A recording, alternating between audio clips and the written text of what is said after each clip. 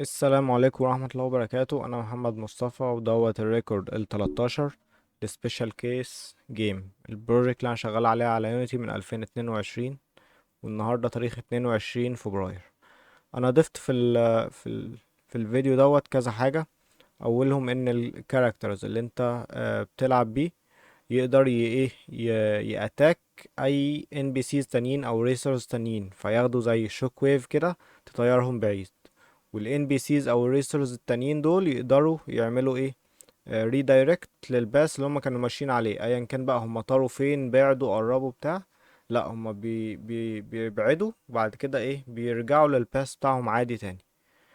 وحطيت كمان ان بي سي سيستم. الفرق بينه وبين الريسر ان الريسر بيجري بسرعة وبيجري على الحيطان وبينط وبيعمل الكلام دوت.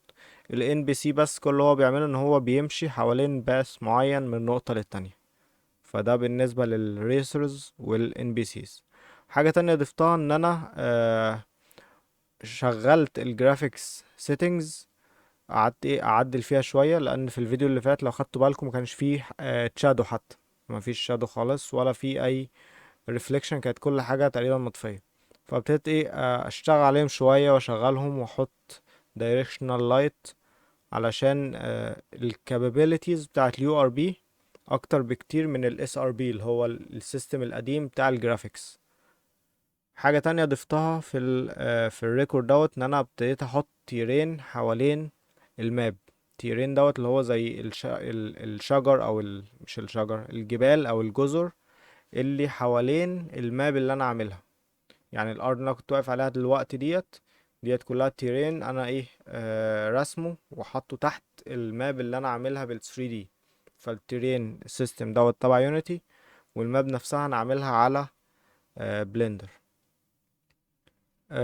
التيرين طبعا لو كنتوا خدتوا بالكوا اليو فيز بتاعته مش مظبوطة، فتحس ان الزرع التكستشر بتاعته كبيرة كبيرة شوية. بس يعني كل ده ايه هيتظبط بعدين او اتظبط بعدين خلاص. حاجة تانية عملتها ان كان في مشكلة في الوول راننج عند الكاركتر، ان هو ساعات بيبقى فيه فوقيه وهو بيعمل وول راننج يعني سقف، فبيتحشر بيفضل يطلع بس ما بيبقاش عارف يعمل ايه. فانا صلحتها بان انا ابتديت اخليه ايه ياخد زي فورس صغيرة لورا، بتخليه يقدر ايه يرجع فيطلع فوق الايه الحاجز اللي فوق راسه. حاجة تالتة برضو عملتها ان السوبر باورز بتاعته سواء السرعة او النط هي السرعة والنط كانوا اوفر باورد قوي. فانا قللت الباور بتاعهم عشان الماب تاخد راحتها، تقدر تجري براحتك تنط ما تحسش انها عملاقة قوي. بس سلام.